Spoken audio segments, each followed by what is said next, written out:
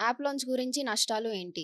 చాలా మంది వాటికి ఇప్పుడు యాప్ లోన్స్‌లోనే ఎక్కువ ఇంట్రెస్ట్ చూపిస్తున్నారు. అవును. సో, దీనివల్ల మనకి నష్టాలు ఏంటిదంటే, ఇ ఇదొచ్చేసి మనకి రిపీటెడ్‌గా అనమాట అడిక్ట్ అయిపోతాం. అంటే ఇది ఈజీగా వచ్చేస్తుంది కదా! అవును. సో, అవును. అలా ఈజీగా యాప్ డౌన్‌లోడ్ చేసుకోవడము, యాప్ లోన్ తీసుకోవడం అనమాట. అండ్ నెక్స్ట్ వచ్చేసి ఇవి పేమెంట్ చేయలేక అంటే అందుబాటులో డబ్బులు లేక వీళ్ళేం చేస్తున్నారు, ఈ లోన్ పే చేయడానికి ఇంకో లోన్ అనేది క్యారీ చేసుకుంటున్నారు. హ్మ్.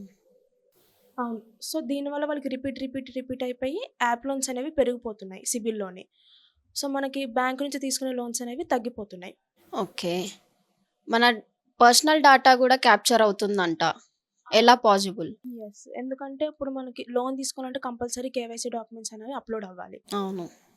సో, చాలా యాప్స్ మట్టికి నాన్ రిజిస్టర్ ఉంటున్నాయన్నమాట. అంటే వాళ్ళకి అంటే రిజిస్టర్ లేకుండానే అవి రన్ అవుతున్నాయి.